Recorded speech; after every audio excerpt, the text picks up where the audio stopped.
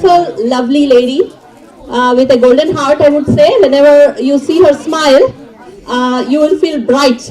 That's what I would define her as. She herself is an entrepreneur, founder of Indi Chutneys. We all love chutneys, don't we? Yes.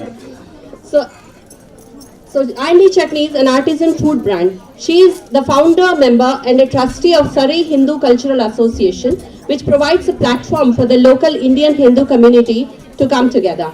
Sonal has also volunteered as a mentor for a charity, Mosaic, now part of the Prince Trust, for local schoolgirls from a deprived background.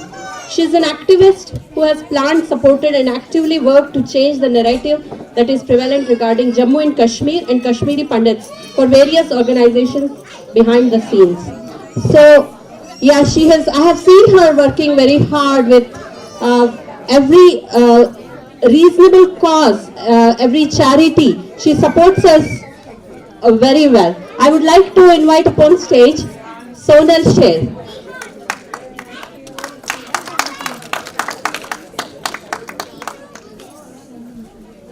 Hello everyone. Can I ask everyone to come and sit down and join us for the panel discussion? All the ladies there with their stalls. If you're not busy, you can come and sit down, take a seat. You can, and then we have Trupti Patel.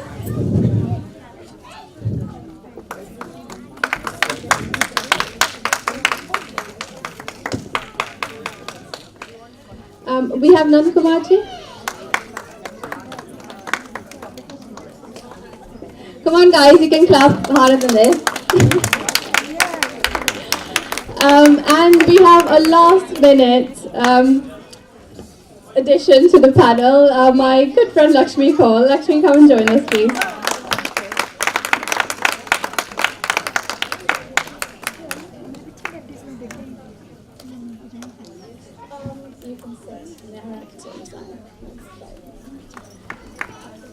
So my name is Sonal and I'm going to do a quick introduction so that you know who we have on the stage. Is there anyone else who'd like to sit down? Would you like to come and sit down? You're fine? Okay. So the discussion, I mean, we were actually expecting more people, but I think we can make do with what we have. So Prabhakar-ji, he is director at Taza Business Consultants Limited.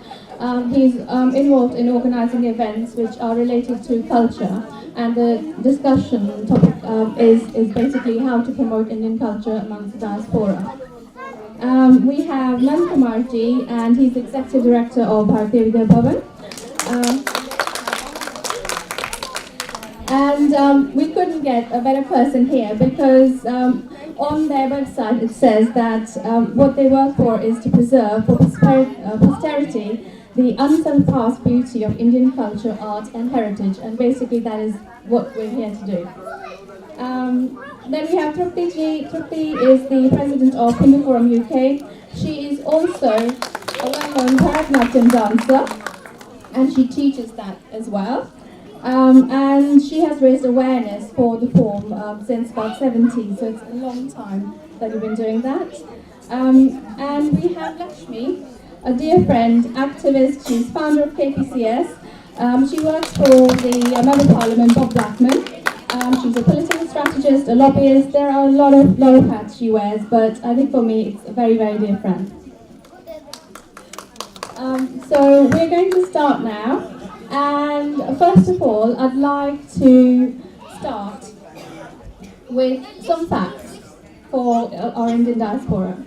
So according to 2011 census, there are about 1.4 million people in the UK, and it's making us the largest single visible ethnic minority amongst the population.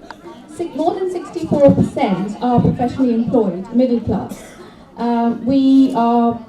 There's the lowest poverty rates amongst almost all the ethnic groups. The biggest Swaminarayan temple, which is the largest Hindu temple, is outside India, is in the UK. One of the things that you may not know is that we form just over 2% of the population, and amongst that 12% of all the doctors come from our ethnic minority group, which is quite a lot. So NHS is pretty much staffed by our diaspora.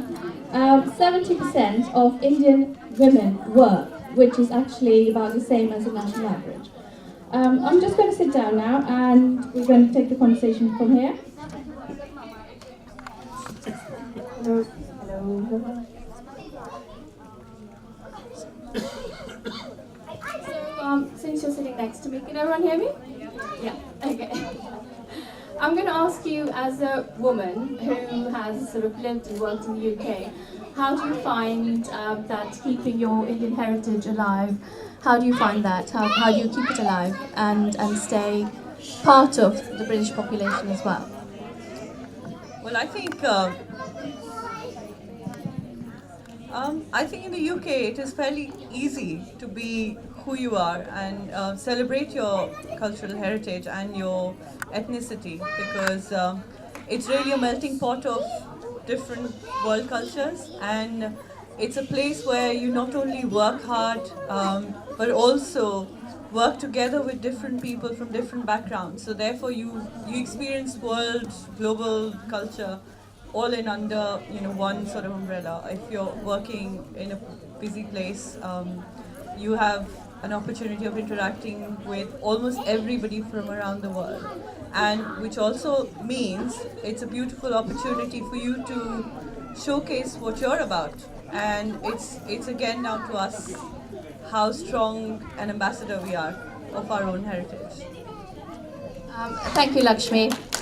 And as you see, as women, we do wear a lot of hats, mums, moderators, and we have to sort of keep doing the same thing. I'd like to ask Truptiji, you've obviously lived here probably a lot longer than us. I've been here pretty much my whole adult life, about 18, 19 years now, but you've been here. How did you find it in those times? How did you find it to be a woman of Indian origin? How were you treated? Was there anything that you'd like to mention? First of all, good afternoon everyone, and Sarvane Jessikrasha. I've been here, like Sonal says, I've been here 40 years. When I came in 77, if you met Indian face, first thing you will do is you will greet each other, and then you will ask, you speak Hindi or do you speak, so if there is a Urdu speaking person, they would say, oh, I speak Urdu. And then you start conversation. So it didn't matter to us whether they were Indian, Pakistani, Bangladeshi, it didn't matter. But it was like straight away you got that affinity with one another because you see a brown person. That was one of the things. And in those days, I found it quite amazing that coming from Gujarat, coming from Sardar Patel University and having a degree in engineering, when I started looking for jobs, people would ask me, what is it? I'm a civil engineer, but the DHSS and the training centers and everybody was, but you are a girl, you should be a secretary, I've got a job for you. But I'm an engineer. Oh, we don't know about that. So what I found when I started working for, in those days it was Abinational and as a QS. And actually I found that the host community, there were lots of reservations about the women's place as well. After Second World War, they expected women to be going back to the kitchens. So I had that lots of time, and I also had from older generation host community that should you not be picking tea in the tea gardens? Should you not be doing these? And I said, no, I come from the university town in Gujarat where majority of the professors and teachers were women, and they would just get completely flabbergasted that women in India, they thought that we were only had the sati and we were all sort of walking 10 steps behind our husbands, And add to that, in London, when I came, there was bhavans in West London, and there were no dance schools or anything. So even our own people, when I started teaching, people would come and tell my mother-in-law that, God, you are letting your daughter-in-law teach dance? Is that good? And my mother-in-law would say very proudly, yes, she is doing Bharatanatyam, that is part of a yoga, and everybody should learn. So I think that gives you a resolve of keeping your own ID, your own culture, But like Lakshmi said, when you observe and take the best of people around you, and if you have like British society in a way is very tolerant in one sense, they're also very considerate. And gradually, when you start going back to India, you will notice as soon as you go and you're in the shop, you're paying something and someone will come behind you and they want to be served and someone behind you. And that doesn't happen in UK. So what I found is that we all have different aspects, we all have different positive points. And we Indian people have got really good opportunity to combine all that and create a beautiful fabric. And it's absolutely wonderful that we can raise awareness about it as well. And because of us, that the Britain has got a very special identity as well. Thank you very much. You know, that's really, really good observation from you. And actually, what I'm going to do is I'm going to skip to Nandkumarji because it's about sort of art and identity. Because you mentioned how you know you were teaching and people sort of raised now. What was it and what was it like that?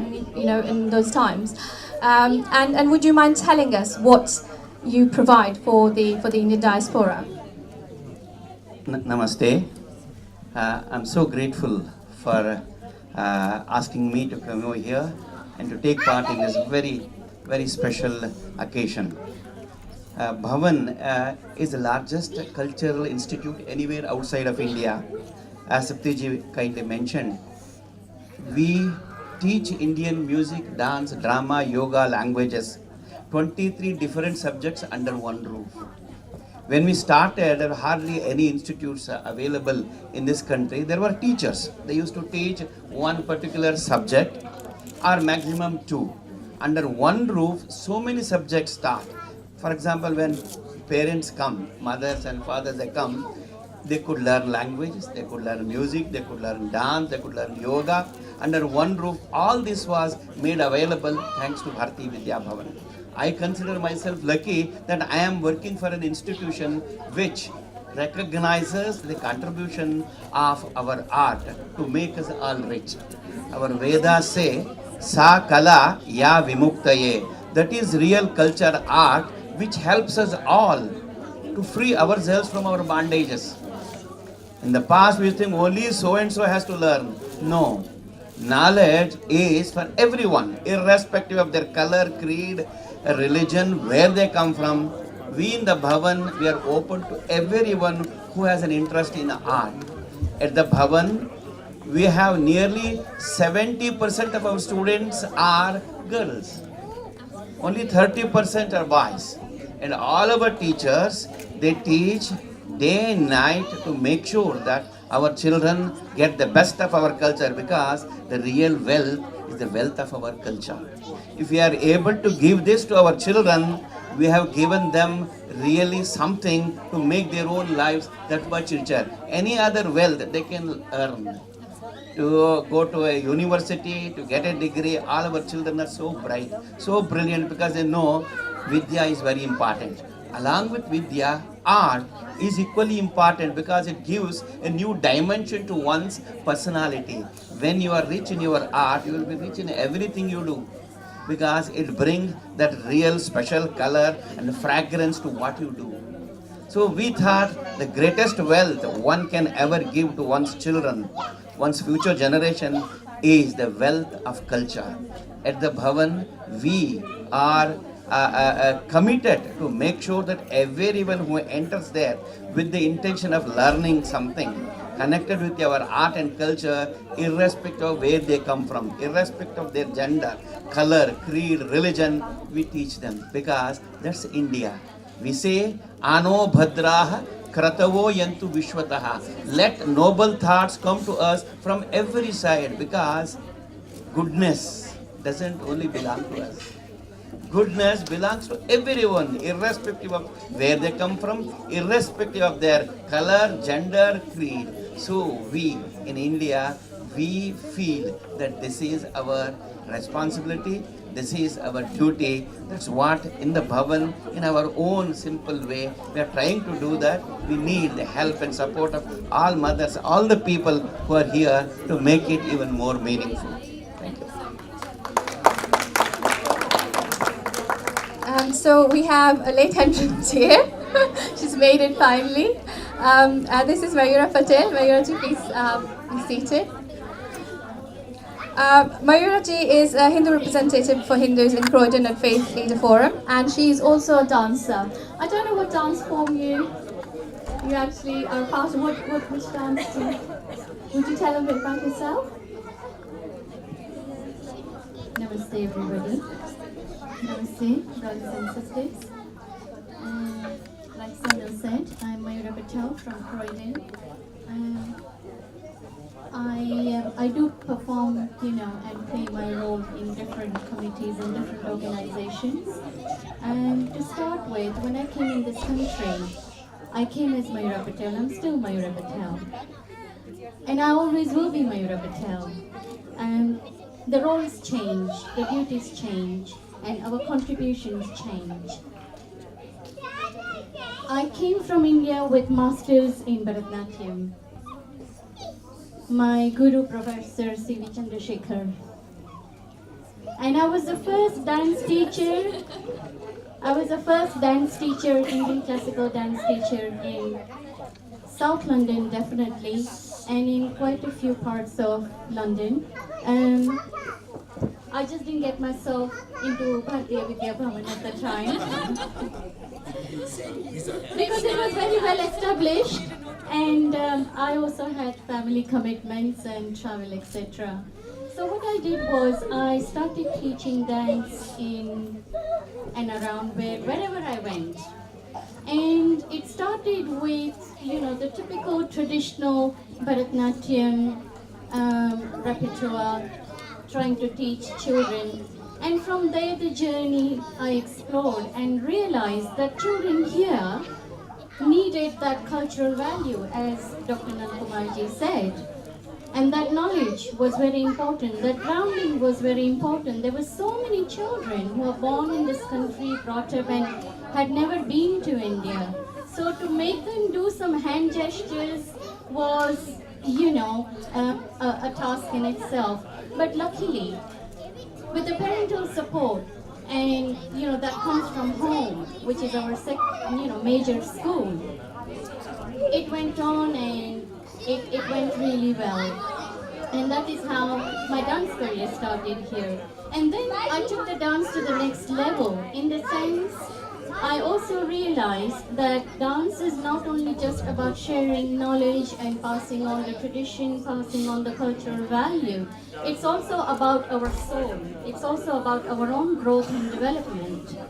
And so then I started introducing Indian dance, not classical dance, but Indian dance, to adult education centers in South London, Kingston, Sutton, Bromley, Croydon, where a lot of non-Asian people were introduced to our Indian culture and dance. And so that is how the bindis were introduced, and the dupattas were introduced, and all the dressing that goes within it. And they were just so mystified by that, So that was another way of promoting our culture in Croydon. And then dance as an exercise, dance as a development activity, dance as a corporate activity, and so many different forms. So that is how the dance career goes, is what Sonal wanted me to say. Yes, thank you so much. Thank you. So I think what we just saw was that spark of almost entrepreneurship that women show everywhere, and it doesn't matter which background you come from, which nationality, which culture. We can all see here, all these women, they have their little stores, they have their little businesses. They are all entrepreneurs. Now, the question is, you have your little store, you have your little business. Now, if you want to take the next step, what do you do? I think that's where Mr. Kaza comes in, and he might be able to give us a little bit of insight into, into that. Good evening, everybody. I was told that we are going to discuss identity and migrants. And we will slowly, I guess, eventually come back to the subject as such.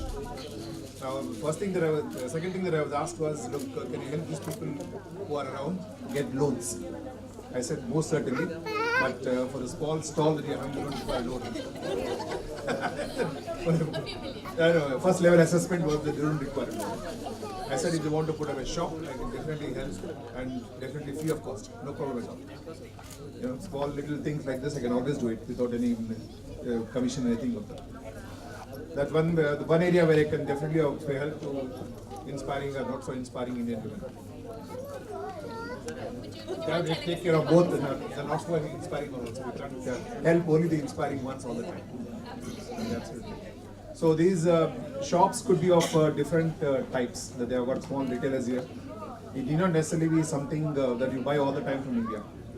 If you can make something here locally and sell, it will be good. Like the example I keep giving to people is, I don't know if you have seen in Bayswater Road, there are at least about 300 odd painters who sell their paintings.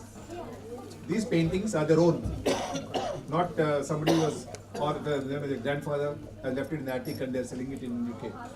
They are things drawn by themselves, and if any one of you, my brother wanted to actually have his paintings there. So I went and inquired from these organizers. They said we have a 10-year waiting list. Because only when one of the chaps loses interest, only when the next person comes in the queue, there's a long waiting list for this. Point I'm trying to make is, you can make small things, whatever skill you have got, whether it's painting, it could be anything, embroidery, it could be weaving, any small thing, stitching. Make use of it, bring it to the fore, sell it, make some money. The idea is to give fulfillment to your skills. You make something that you were not there before. You enhance your identity. So that's the banking part of it. Very boring. Sorry about that. I think just one observation, and it's practically needed, and I nearly got that off the ground, but other things are now way late. If we had, like you say, the shop in the high street, if we had like a women's cafe with the studio that can be used for getting together, that could be used for exhibiting whatever you want to, also for dance practices, creating awareness, and I think there is a really a need for it now. They call it Starbucks. Yes. No, they call it party with their bhai. We have beautiful cultural centers, you have community centers, you have places, beautiful places like this.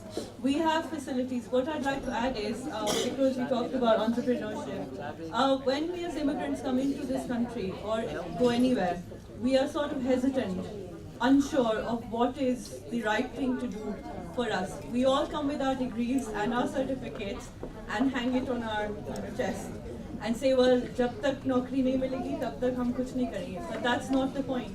The point is, in doing the best that you can, learning, using that gap year or gap years. I've had at least 5 or 6 gap years like that, while I was sort of trying to find my feet in this country. But while doing that, I volunteered. I volunteered my time, even though I had a young baby, took her with me. So let nothing prevent you from finding your feet in whichever country you go to. You could go to Brazil, you could go to Australia, you could go to India, for example. You will need that time to find your feet. Now, all the lovely ladies who've got their businesses must also realize that the others who are sitting here and perhaps still finding their feet have certain skills. And I've said this before at a number of different platforms to do with small businesses and startup initiatives. Let's build a network of friends where we can help each other. Somebody's good with making free websites. Somebody's good with photography. And we have seen, Rashmi, we've seen different women helping each other. We have several examples here where somebody from the banking side can help them access loans. Somebody can help them fill out those startup forms and things like that. Somebody like myself works in the parliament. The parliament's dissolved now. But we have within us the resources that can help you access that information. So make use of it and be enterprising and not just think of yourself in a very narrow sense of businesses. Thank you, Lakshmi. So I think what Lakshmi is saying is actually make yourselves open, available, and actually tell people, if you see someone, that you tell them that you are available. If you need help, you're there. You're not there to judge them, question them. If someone has an idea, you just say, do you know what, if you ever want to go forward, I will do this for you. And basically do that. I think Mayura, you wanted to say something? And communication in that network is very important. So I'll give you a small example. We had so many different artists, freelance artists, and to get hold of them, to contact them was one problem in itself. And even today, so in that networking, we can create a directory. Like in Croydon, many years ago, I had launched Croydon Asian Dance Forum. And in that forum, we created a directory. In that directory, there were names and telephone numbers of all the people who were there in performing arts category. So musicians, dancers, instrumentalists, etc., etc. In that networking, like Lakshmi ji said, it is so important because without networking, we will never grow. And without supporting each other, we will never grow. So instead of competing, it is very important to build up a strong team work. Anywhere around you, on a larger platform, even within organizations. Today, as a chair of Croydon Hindu Council in Croydon, I emphasize the same thing. Let us not compete with each other. There are so many different organizations, but all these organizations need to come together, unite, and form one large Hindu community. And that is what we need to do here in Britain to make our place. Thank you. So I think sort of, we're kind of going off topics slightly, but I think all this is going to come together at some point. What we're trying to do is we are a very, very large community. We are very well educated. All of us are professionals. We have our families, we have our communities.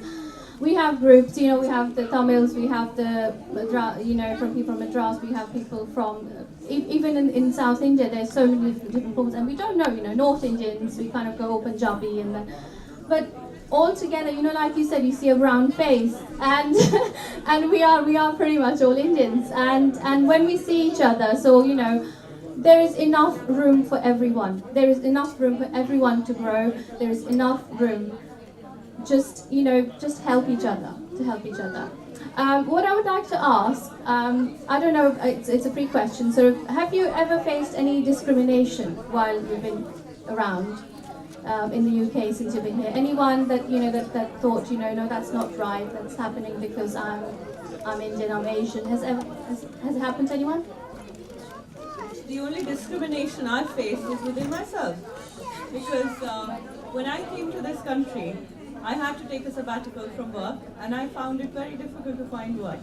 The first job I did in this country was open post. Post, letters. I still do that. Much less in numbers though. I couldn't find work. So the first paying job I did was to open those boxes of post, sit in a corner somewhere, and it did a lot of things to me. Initially, I was angry. I thought, well, masters and head of this and head of that, and now look at me, what am I doing?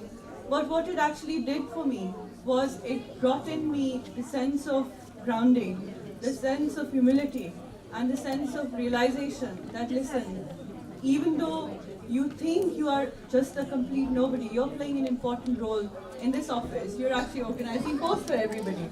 So it's a very, very important role. You start valuing work. And I think this country, not India, but this country gave me that sense of work, that work ethic. And I haven't looked back. I still open posts, I still do data entry, and a lot more. And it doesn't matter where you put yourself, but you've learned. And along with your own background and your upbringing, your value system, added to that, this value system, I think it's a beautiful combination.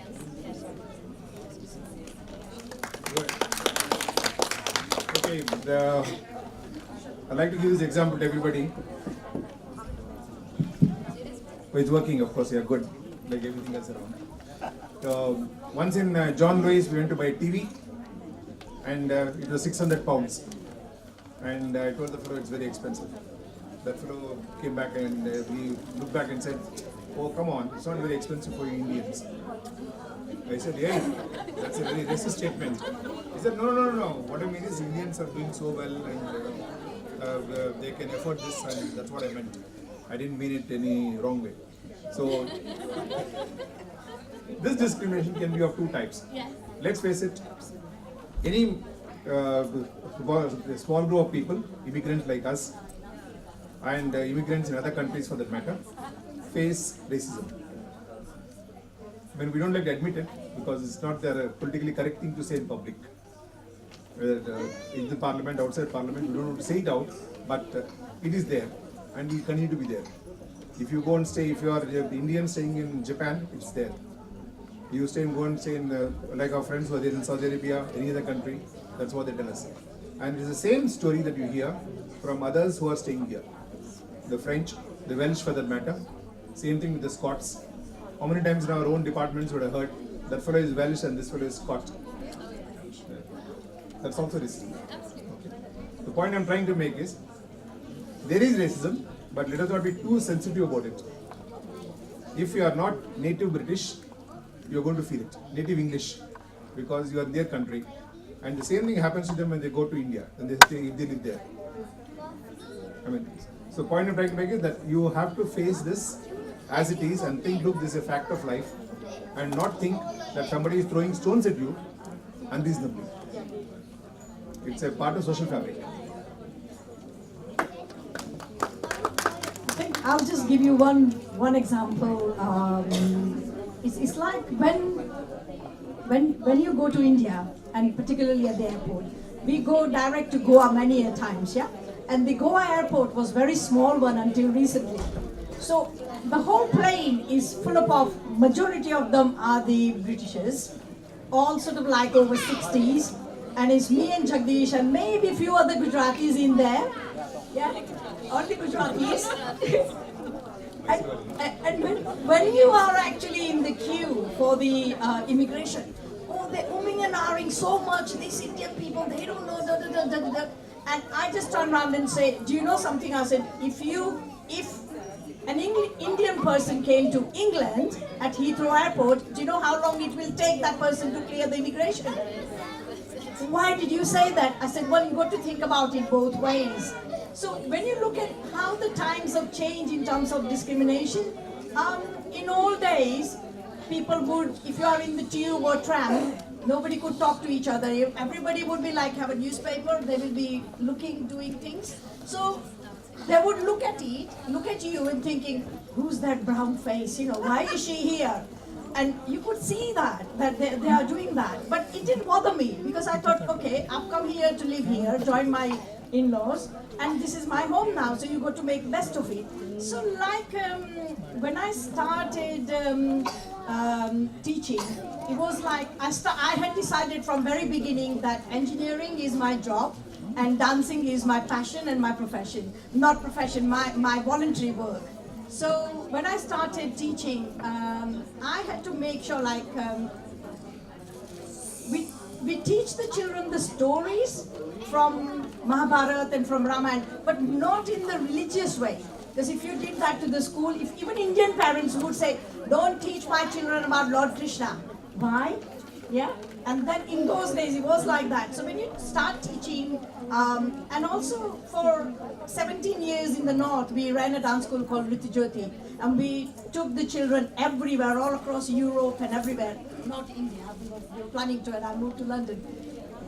But we made sure that the fees that we charge were very minimum so that the people from, because not all Indians are rich. And in the north, I have come across many families who are really working hard to keep the family going. And then if they have to pay lots of fees for the dance classes, then they can't afford it. So you've got to think about discrimination within our society as well. And yeah. Thank you, Triptiji. So actually coming from I came in this country 30 years ago. When I came, my in-laws were living in a very Indian populated, densely populated area, Thornton Heath, Croydon. And then we moved out of the joint family because the family grew, and then I'm now still in Croydon, have been in Croydon for 30 years. But going back to Sonal's question, I don't think there is anything stopping me if I had to relocate myself where, there was not a very heavily populated Indian people. I think it is extremely important that if we are going to make this our main home, our children are born and brought up in this country, let us try and be inclusive. Let us not teach our children all about just our culture. I think it is very important to engrave our values in them. So wherever they go, they carry those values with them. But what is important is to be able to mix very well, just like sugar and milk, in this multi-culture society. Because if we don't give that confidence to our children, they will be at some point lost in their life. We want to make them, be able to mix in a very diverse community, because even within Indians, we have a very diverse community, just like Sonal said, Marathis, South Indians, Gujaratis, Kashmiris, whatever. So if we need to mix well as we need to teach our children to mix well with everyone. Wherever they go, they make a right choice and a good choice in life. That is more important than anything else, I believe.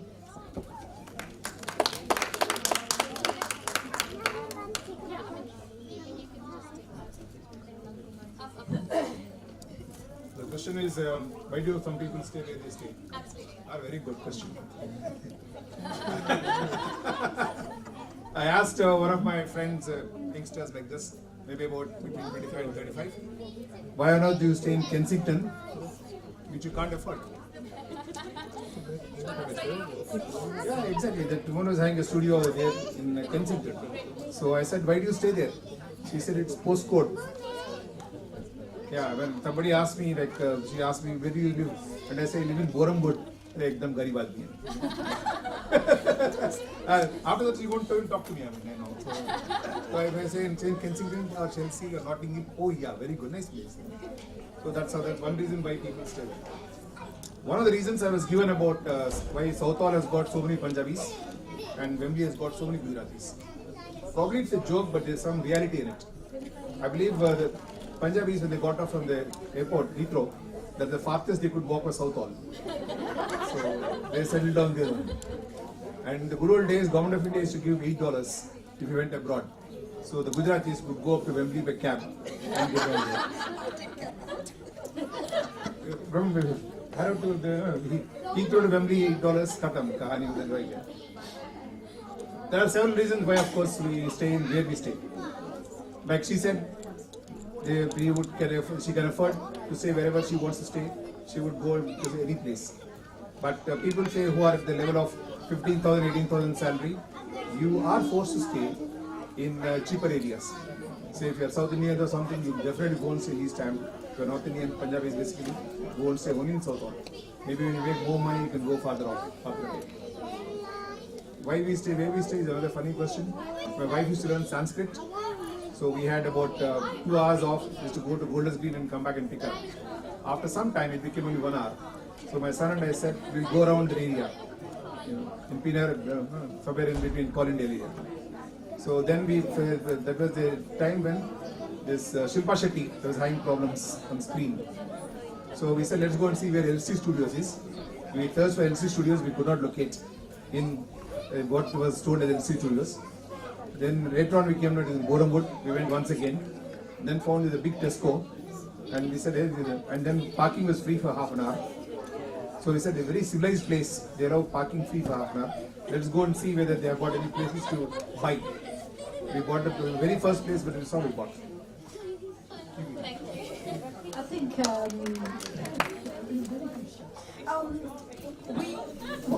where do we live? Because it's like when I came in '77, yeah, we actually started off in Southall for about 8 months or 9 months because I didn't get those $8.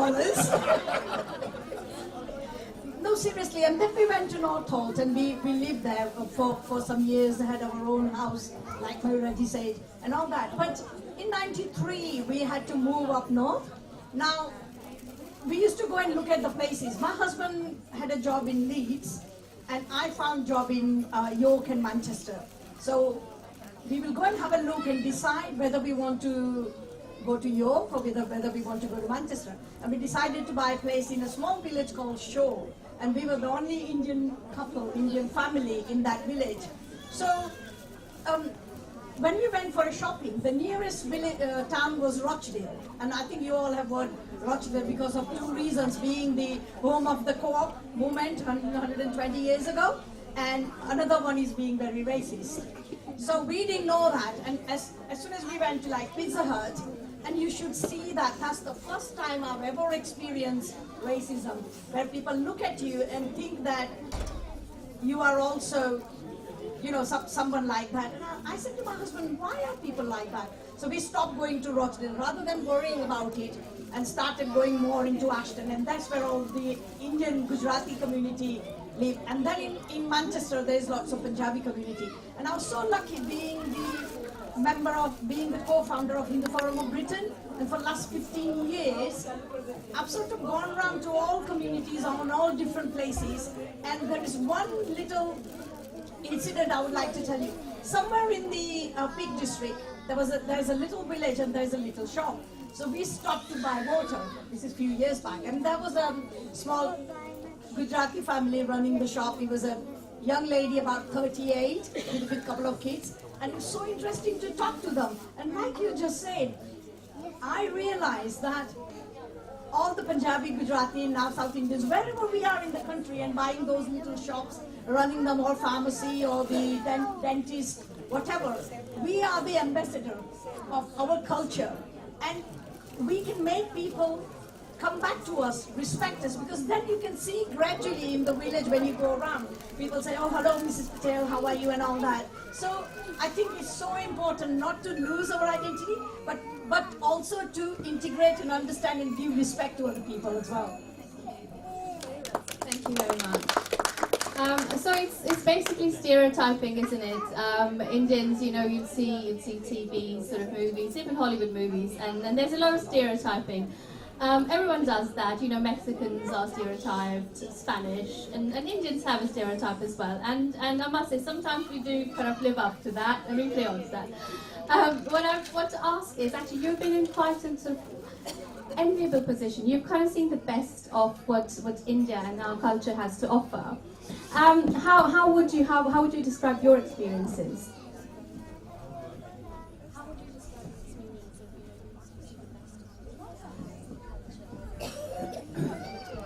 See, the best in any individual, to see that we must understand the culture of that particular person. Our culture is something so very special. It doesn't limit oneself just to one particular thing. It says, Ano Bhadraha Kratavo Yantu Vishwataha. The minute you enter there, it says, let's imbibe everything that which is good, wherever it's available. It says, Vasudhaiva Kutumbakam. The whole world is one little family. We think that today we talk about global village. The whole world is one family, little family. When that being there, discrimination, all these things, only people, those who are ignorant, they think like that. The minute one becomes wiser, one realizes that we are all one. There is no difference. We are all projections of the Supreme Spirit.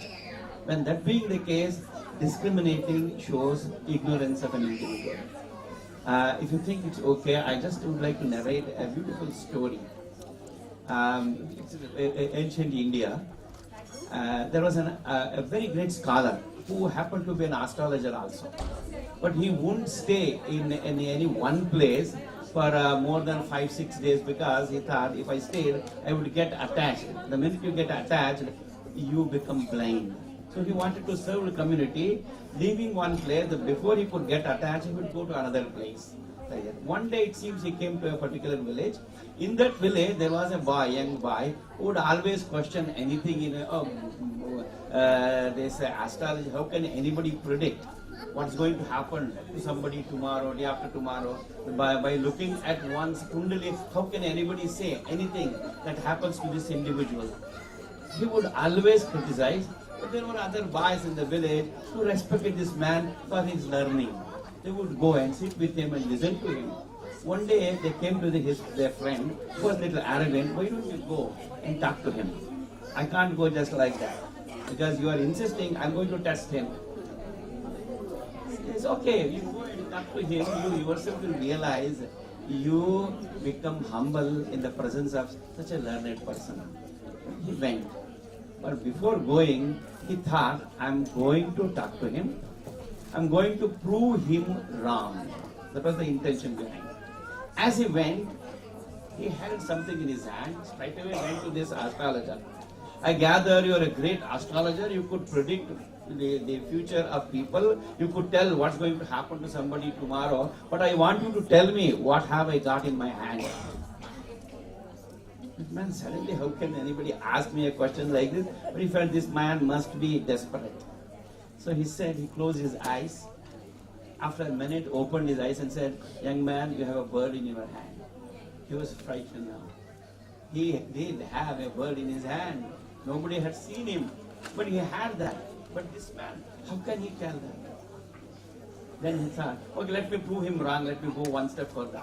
Tell me whether the bird is male or female.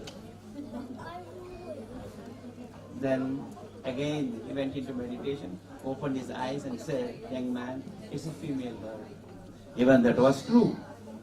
Now he was getting really frightened because he had already boasted about himself, his scientific kind of analysis of the world, etc. is coming to an end. Then he said, now I'm going to prove him wrong. Tell me the color of the bird. And he says, it's pure color. He didn't say any color, it is pure color. That's true, it was a white color bird. And then he said, and then now I'm going to ask him the final question. I'm going to prove him wrong. Then he said, sir, could you tell me whether the bird is alive or dead? He had decided if he says it's alive, I will squeeze the bird and kill and show him it's dead. If he says it's dead, I will let it fly. Either way, he will be proved wrong. Then he went into meditation for 2 minutes and, young man, it's in your hands. Friends, culture is in our hands.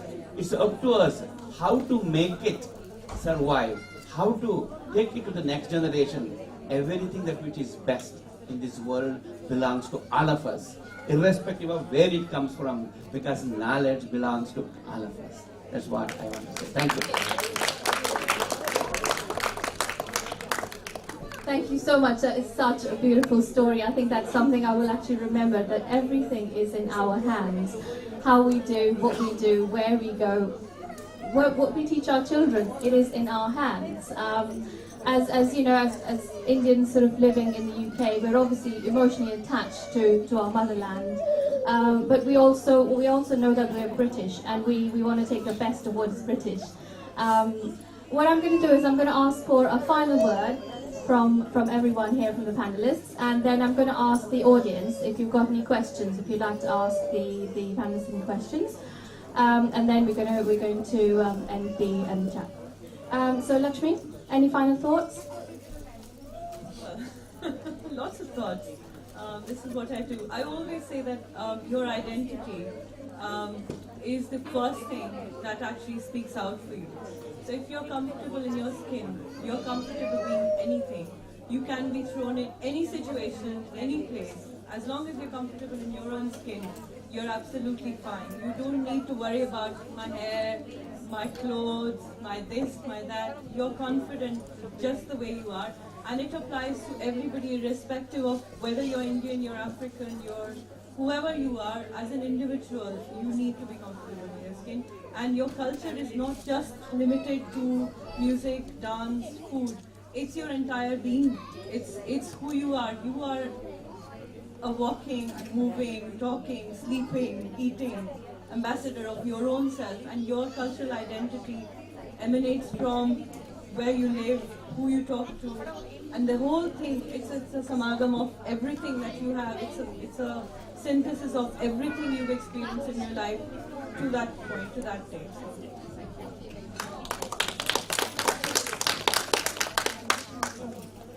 As a president of the Hindu Forum of Britain, which like I mentioned to you, we created these out of the necessity when the Sanatan Mandir in Wembley was actually threatened. Yeah. So we have like nearly 400 member organizations, and what I would like to say is, going on Mayura's point, is most of them are very inactive in one sense, that when we Indians, the way we do is we are divided into our own silos of our own samaj, our own little community, and although the community mixes with the host community very well, but when you come to our own communities, it's a huge task in terms of getting people together and agreeing people to come for meetings. And Lakshmi and I both face that all the time, yeah, particularly elections coming, and I was not going to mention that, but I will in one sense, like making people to vote for whoever you believe in, or whoever is you think that they are on the dharmic side. So when you are voting, not blindly thinking that I voted Labour all my life, or I voted Tory all my life, so I'm going to do that. Look at the agenda, look at how they help you, how the dharmic communities help. And another point I could not resist saying is the government has got the consultation out on the caste legislation, and again we will urge everyone to fill them, and we will provide the templates, we will provide the help, and we are working together on that. But I don't want you to think that someone is doing the work for us, let them do it, and it would not affect us. When we need voice, and we need to work ourselves. Like there is a saying in Gujarati, "Aap mua vina swarge na jawai," means unless you die, you can't go to the heaven.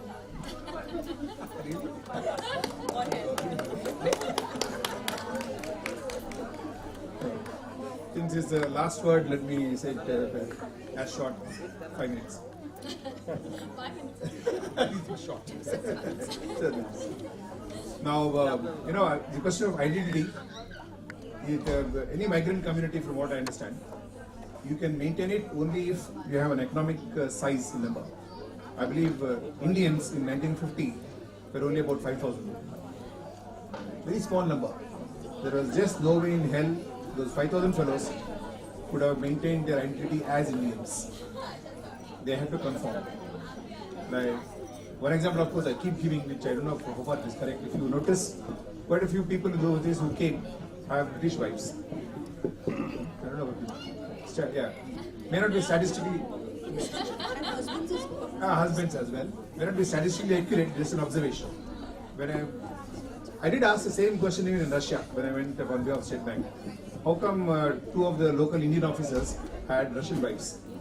I said, I agree, Russian girls are good looking, but still no. So those fellows said, look boss, we came here to study and then we joined the State Bank and this and that. And when we wanted to get married, we tried to get girls from India. And first thing they would say, it's very cold. So we had to find some Russian girls, we had to find girls in Russia, and all the only girls available were Russian. Indian girls were not there. So that's how we got married, and after that, survived. Availability and marriage survived. It's not an issue. So identity is also a question of behavior. Indians are in the habit of spitting on the road. Main reason, In India. no, in India, in South all, one reason we should, when we look at history and how legislation is made in any country, legislation is always made because this corruption or this criminalization has become so rampant that it has to be controlled. Only because people keep on spitting, and not many Brits would spit on the road, some are very funny. They only throw their cigarettes. Not many Indians throw their cigarettes on the road. Very funny. That's another funny observation of the guy I witnessed. I don't know why they don't. Maybe they don't smoke much on the road because they can smoke in the house, which the British cannot. So the spitting is one thing. The example that I am giving is the question of behavior. Do you give seat to a lady or a pregnant lady or a much older man or a much older woman in the bus, in the seat? Yeah, I hope so. do expect, but I don't hear that many from many pregnant women who are currently pregnant. Maybe afterwards they forget it. I mean, yeah. Yeah. I know. We like to think that we are amongst Indians, but we are certainly not. So the point I'm trying to make is, when you go out on the road, when you are seen by white people, in the sense the natives as we used to call it natives, so let's also call the whites natives. But when we are under observation all the time, we are under CCTV. Whatever you do on the road, the local people, the white English, will always think that this is what Indians do. You know, if you find an Indian woman shouting at kids on the road, I have seen this happening, where two white men said, look, these Asian women always shout at their kids on the road. I'm not saying that the white women don't, but they do. But this stereotypism starts. So the issues of behavior, we have to put up an explained behavior as if you're under CCTV all the time. And along with food, you know, Indian food, whether you should eat burgers, this, that, are also matters, but they do still matter. You know, we came here in 2002. Even in a place like Liverpool, you could not get Indian pickles. When I used to go, and my niece used to stay there, I used to carry Indian pickles for that. Now there are more than, I believe, 100 shops there selling Indian pickles in Liverpool. So the number increases. A migrant can be what he is if the number is large in number. That's what I'm trying to make. Like Indians in Russia can't be Indians. The number is too small. The 5,000 fellows in 1950 could not be. We should thank all those Indians who came off from Uganda, Tanzania and Kenya in the 70s. Yeah. You know, when you come with less money, you tend to be together. You know, when all of us have lots of money, we will always be going in different directions. And one more thing is that at least each person, like she said, we don't have a directory, of course, of artists in this country. I have about 50 people in my list. Yeah. But you probably have about 100 teachers teaching today.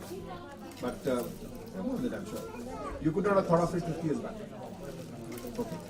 The only way that we can spread our Indian culture is by teaching our children the way you would have taught them if they were in India.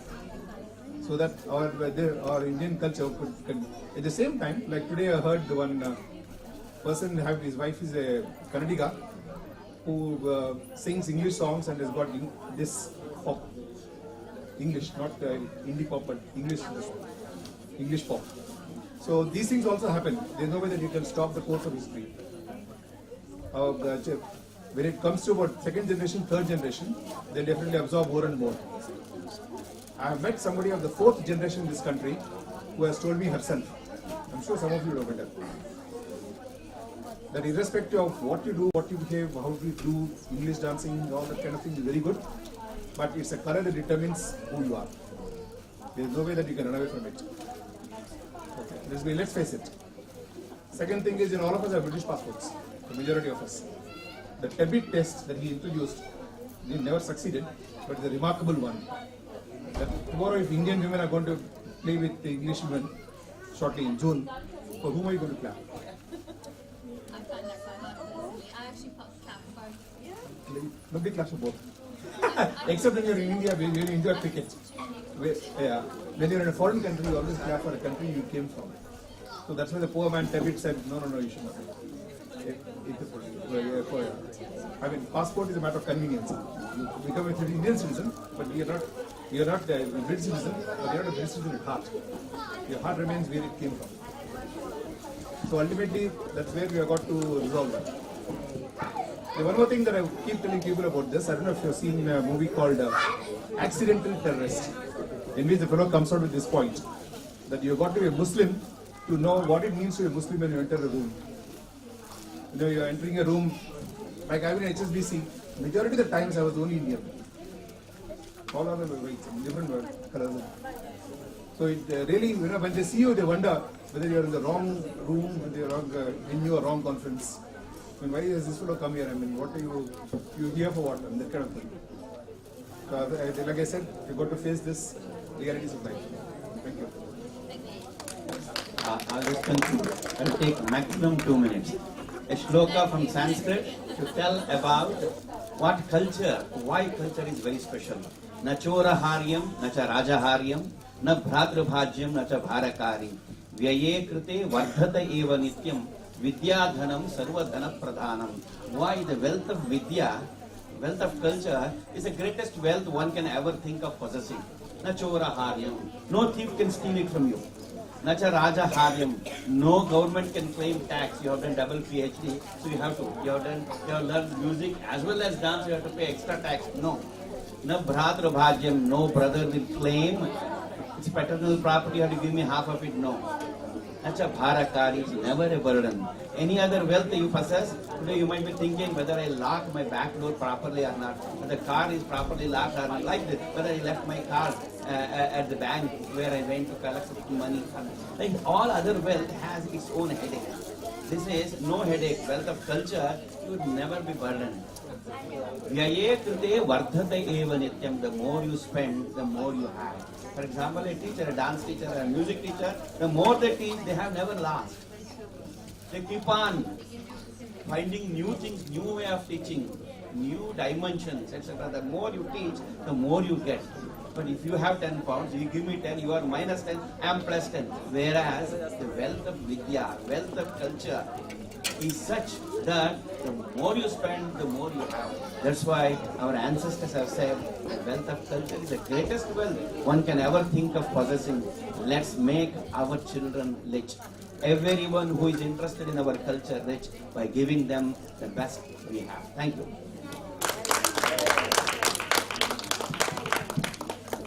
And the last one, I have to make it quick and informative. All our panelists here, dignified panelists, have said some very good golden thoughts and words. In the conclusion, I would say, be very confident, like Lakshmiji said, be very comfortable under your skin. And it is extremely important to be that, because unless we are not comfortable, unless we are not confident, unless we don't love our own culture, how can we make other people love our culture? So we need to walk the talk. We should not compromise. Sometimes I feel sad when I look around that, some people compromise values because they want to fit into a community, they want to fit into a group, they want to fit into a place.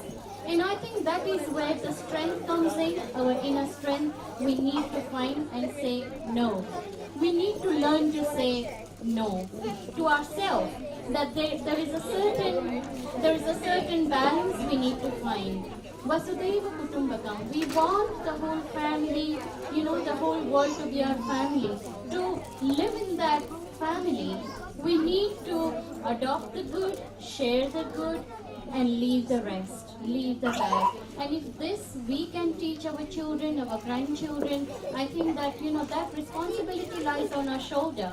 And when we do it, then obviously, it goes at a very high level, because it all starts from an individual. Yeah, thought transformation. When the thoughts are transformed, everything around us transforms.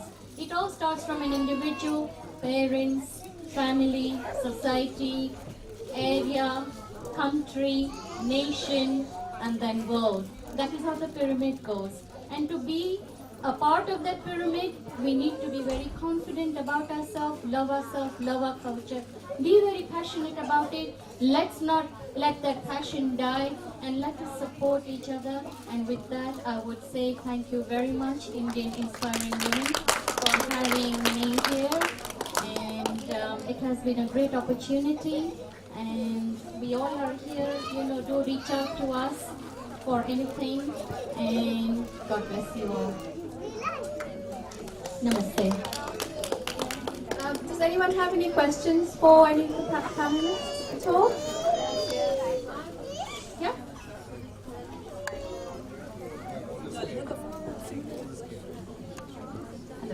Hello there. I'm Gemma. I'm from Wimbledon. I thank you, Uncle, for the inspiring talk. But I just want to raise my opinion on, you said it's all in our hands. Sometimes it's all in our hands, you said. But sometimes it's like giving a garland to a monkey because it has to be in the right hands. There was a discussion in South India where they said that why did the rulers allow the pirates to come and establish in India when Britain didn't have a political agenda in India. So I don't agree with you totally, sir. One has to be really enlightened to keep our culture going. So I do need guidance from others to keep us going. So it's not all in our hands. It's in some people's hands who will guide us. That's my opinion. Thank you. Thank you very much. Could I just ask something? So what kind of guidance is it that you're looking for? I think it would be some people's, Gandhiji, for example, his life said it all. So I think, we need to have more role models. Yes, thank you. So we need more role models. I think we have a lot of role models in place. And Prabhakar, you would like to answer that, and I'll come back to you. Hi, I'm Prabhakar Dada. I want to set the history right first. The people who came to India were East India companies, whether they were Dutch, Portugal or English. They were companies, merchant companies. They were definitely not pirates. Okay, okay, what Prabhakar just said, many a times I get this question from lots of youngsters. But they would say to me, if I'm teaching in a class, they would say Miss, or if I'm talking to a Hindu youth group, why is it that when we say our country was so great, our people have so much knowledge, why is it that we were invaded by the barbaric Turks? Yeah, and why was it the second phase of the Europeans? So the first phase is after Buddha and the King Ashoka, there was a time in Indian subcontinent, the whole Bharat Bhumi or Bharatvarsha, where people were fighting among two kingdoms maybe, but in general it was a quite peaceful time where everything prospered quite well. So when the Mongols or the Turks came to invade, they were not equipped with it. They were not equipped to fight on that scale. And you can see that the Somnath temple was invaded 7 times. But also, Maharaja Bhimdev was so stupid that he forgave the Ghazni 6 times. How can you do that? After 3rd time, Krishna says very clearly in Bhagavad Gita that that would be a cowardice. But he did that. Now when we come to Britishers, they came as East India Company, yeah? They saw straight away that being the Muslims and Hindus and the kingdom, the way it used to work was that you will have a small kingdom, a Raja.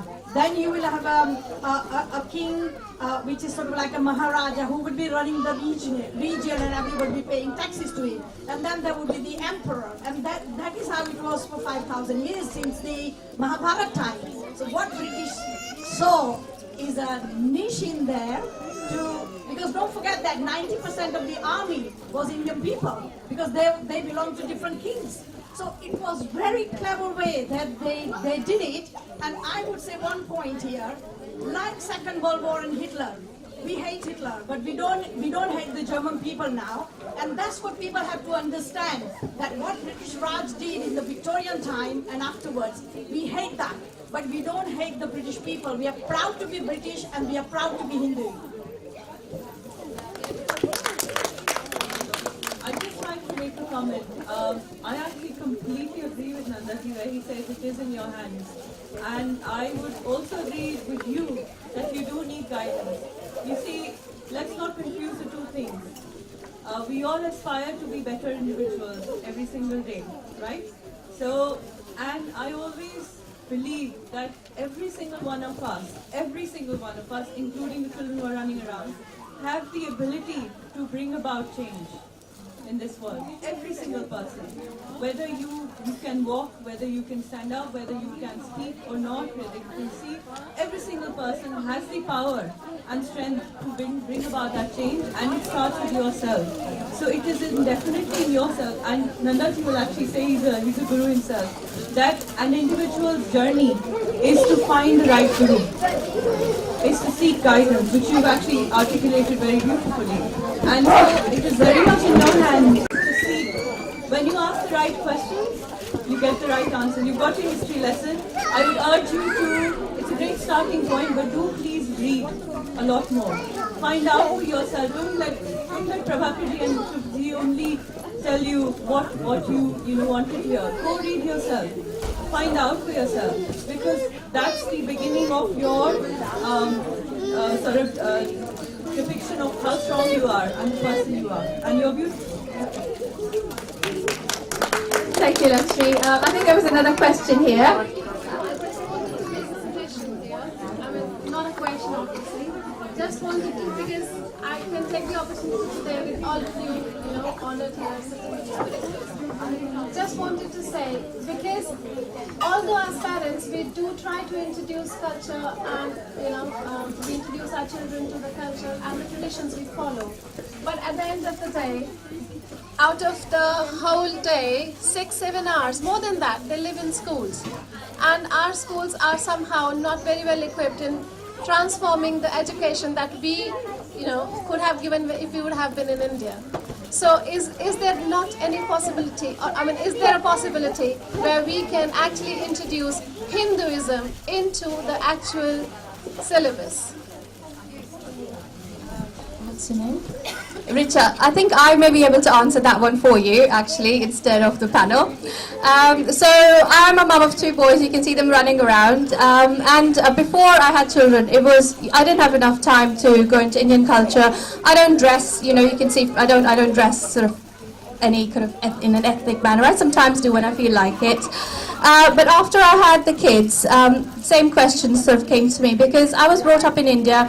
So you learn things, you absorb things, and the kids here, they have no such resources. So everything is in your hands. We've just heard that. So what I decided to do was, with a group of some other people, we decided to form a cultural association. I'm from Surrey, I live in Woking, and what we did is we formed Surrey Hindu Cultural Association. It's a registered charity now, and what we do is basically we organize events, we organize talks, we organize yoga, we organize dance courses, we organize platforms for people to do anything they want for the local cultural sort of Hindu community. And basically that just came from 1 person, 2 person, just a room full of 10 people saying, you know what, we have kids, we want them to have that choice. We don't force it upon them, but we actually provide that avenue. And the second thing is to actually take it to the school. So what you can do is you can actually go to your child's school, speak to the head teacher and say to them, this is what I would like you to do. You do not have to follow, you don't have to accept what's happening now. You are able to change it. So what I would advise you to do is go to your child's school, write to them and actually say, I would like this to happen, and then go from there. If I can just add one just in a kind of philosophical way. In life, in a lighter way, you please take this. We get everything we want, but it always comes with built-in opposite. So just remember, whenever you want to have something, wish for those things which have no built-in opposite. Then you will never regret. Otherwise, you want something, you will get it, but you don't realize that it has already come with built-in opposite. Lot of sweets I like. Yes, you have got sugar content. They say that, like that you ask for vidya, ask for culture, there is no opposite. Ask for peace, there is no opposite. In life also, like that we should wish for such things which are pure. When you ask for pure things, you will get it. But sometimes we run away from these problems. We cannot run away from ourselves because the answer is there. We know, still we want to ask someone else to tell me what it is. This is where we are, deceiving ourselves. Up to a certain age, we can blame children. But once they grow up beyond that one, they become responsible. Until that time, parents have to take the blame. Here, they all go to school. 5 days of the week, they are with the school friends, etc. Whatever has to be learned, they will learn. But it's our responsibility. Unless you give, they will not have this cultural thing. That's where we have to put forth effort. We should be prepared for that. If we don't, we get the built-in opposite. Thank you. If I just want to add something, in this country, there is a religious education council, and we are all Hindu Forum is a member of it, and then they have all the schools, and there is a secretary.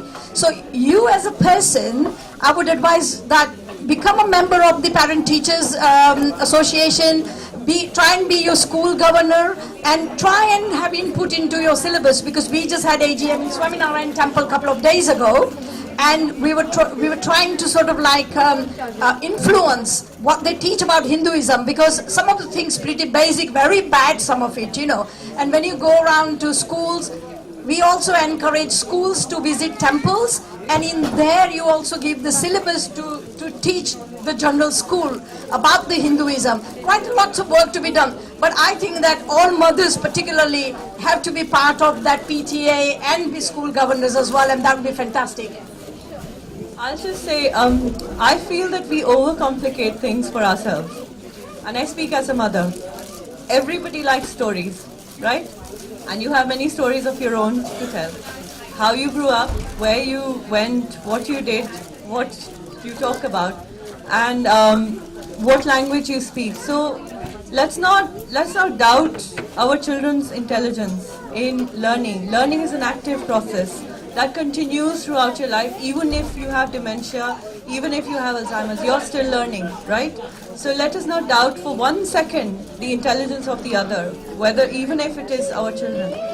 Give them the stimulus that you can do, the stories. I love telling my daughter stories from my childhood, even if they were about me being naughty, even if they were about her masis being naughty. But they get a glimpse into what life was for us, right? So that is the starting point of your introduction for them to their own heritage, their grandparents, making family trees, meeting families, meeting elders in the community. We all live in very nuclear setups, but we do have access to friends, grandparents. We do have access to that network. I always emphasize on that network. And it doesn't just have to be an association or a committee or an organization or a label. Go meet families, go meet people, even if you don't know them. Encourage your children to ask the right questions and tell them stories. Thank you. Thank you, Lakshmi. I think we're going to have just a last... Yeah, My mother also was as busy as you were, don't bother. Lots of children in the house. The only place where you learn your value systems are from your grandparents. So if you send them to your dear grandparents, I think their value system will be when you send them for holidays. Because the moment your parents tell you something, you rebel. If your grandmother or grandfather tells you something, you follow and observe.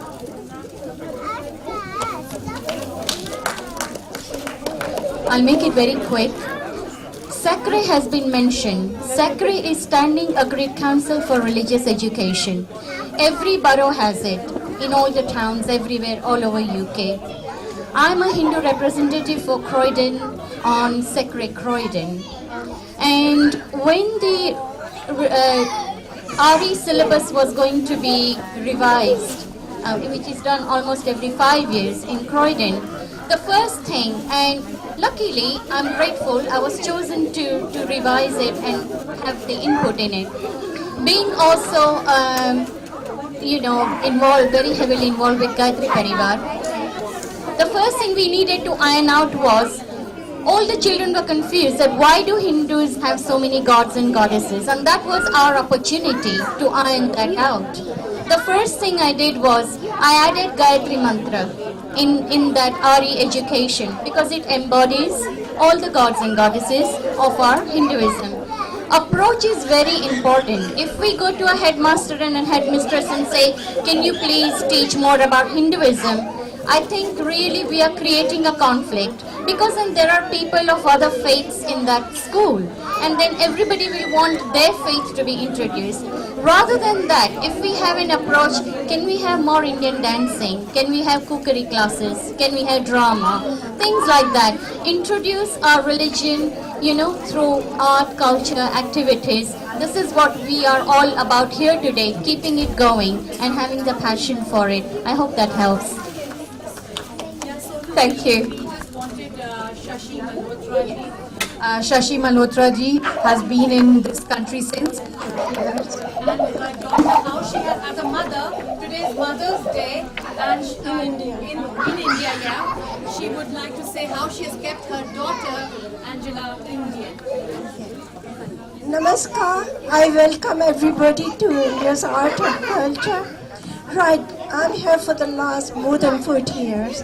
When I came here, very less Indian. But when my children, I used to take them to the temple, to the Hindu culture, and taught them the language, because then they can speak to their grandparents. They can communicate, because otherwise they don't know. They feel very that they can't communicate. I used to take my children to India to show them the culture and show them the temple, like what we are today. And she's quite Indianized. I taught her the music. She can sing and everything to my son. I like to be Indian. I'm very proud to be Indian. Thank you very much.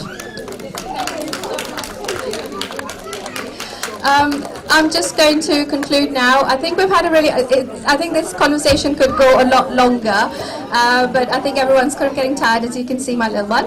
I would like to thank you, everyone. Thank you, Mayuraji, Nankumarji, Prabhakarji, Ji, Lakshmi Ji. And thank you for being so patient. Namaskar. So much to add. I thank all the panelists for their presence.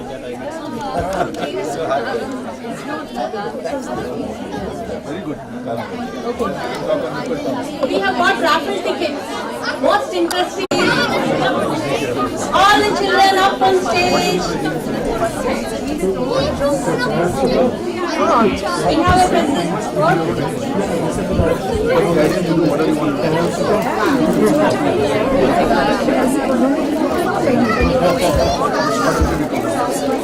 All the children.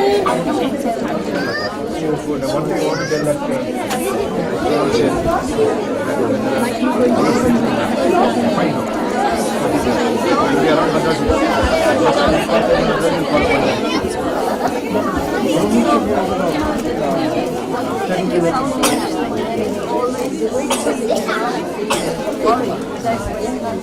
oh yeah, thank you. I know, The first prize is sponsored by Samudra Arts. The ticket number is 49. Whoever has 49, please come forward.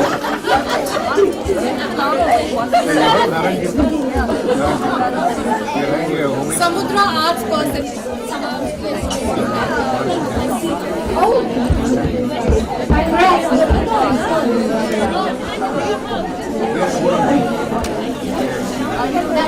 Now the next win is sponsored by Maki Terracotta. The number is 51.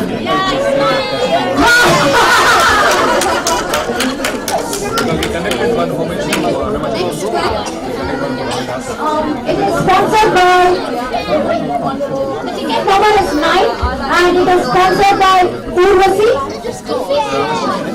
Ticket number is 9.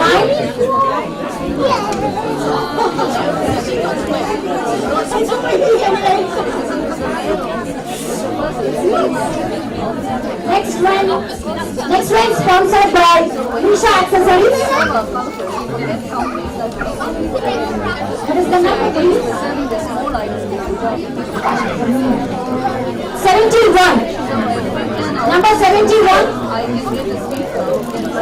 Anybody here with the number 71? No one. Okay. 35? 35? Number 35?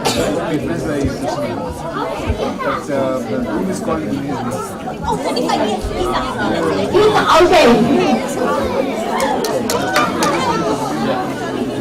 The next one is sponsored by the Ethnic Stop Shop. Number 58. Number 58. My head doesn't show it. No one?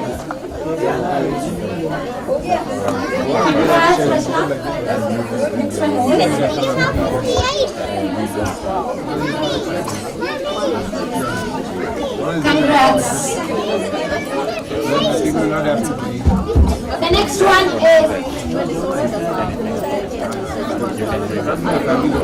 is a voucher sponsored by Sakshi Vishwesh from Mystic Makeovers. And the number is Magnific. Sorry, Sakshi. Magnific Makeovers. And the number is 12. 12.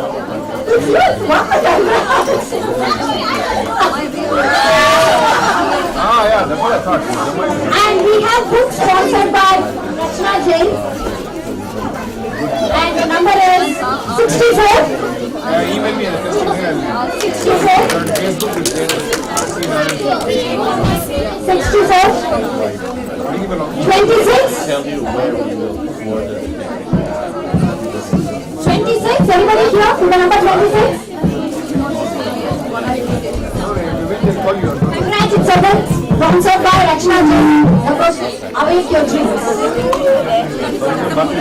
And the last prize, it's a book sponsored by Rachna Jain again.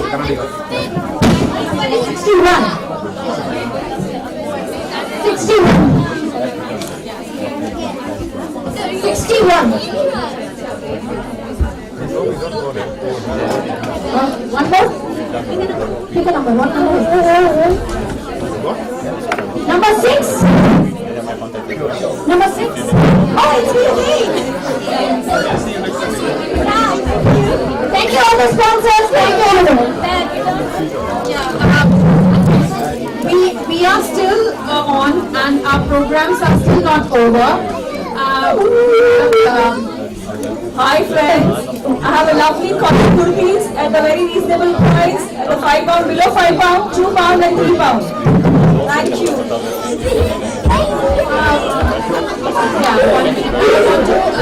I want to invite myself Needu and I'm an artist and I want to give this painting to She herself has made it. It's her painting. It's her painting. She has made it. Thank you very much. This is the emblem of the club. That's why I have painted this club. And we include her a special placing upstairs in our place, or we might put it downstairs for people to remind you. I would like to have your name and everything underneath so we can put it that you present it to the club. Okay, it's in the back. That's in the back. Okay, then I'll put it. Thank you very much again. Thank you very much. Thank you. Okay, Bhanu, the next one is.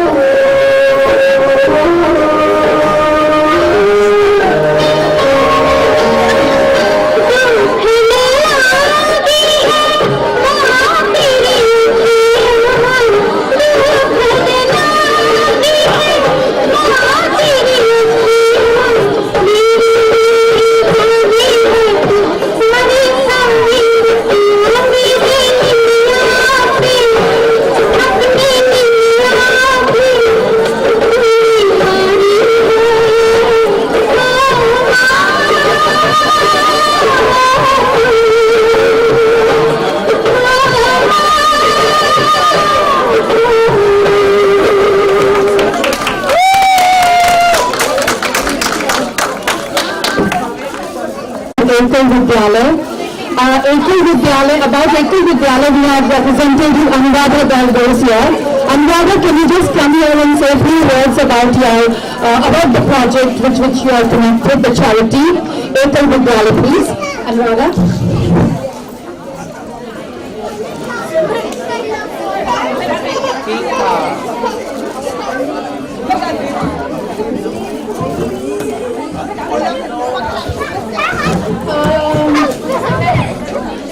Hello, thank you. First of all, thank you to IIW for choosing Ekal Vidyalaya as its charity partner. We are a very newly born organization in the UK. We call Ekal Vidyalaya Foundation of UK. We registered our charity just in April, but we are part of a very big movement in India which is called Ekal movement. The whole Ekal movement is based on Gandhiji's idea of economic development of India. That is, we should have developed self-sustainable villages in India. By imbibing this principle, the visionaries of Ekal came together and then formed this Ekal movement, where we have taken it upon ourselves to reach out to every single village and tribal areas in India and educate the underprivileged tribal and village children. Right now we have around 55,000 schools across the length and breadth of India providing basic primary education to all the village children, and we have about 1.5 million children benefiting from this project. In 5 years' time, we would like to double this. We would want the number of schools to be 100,000 and reach out to about 3 million children. And our tagline is never thumb impression. And we all know that in India, 70% of the population live in rural areas. And unless these rural and tribal areas grow, real growth of India is not possible.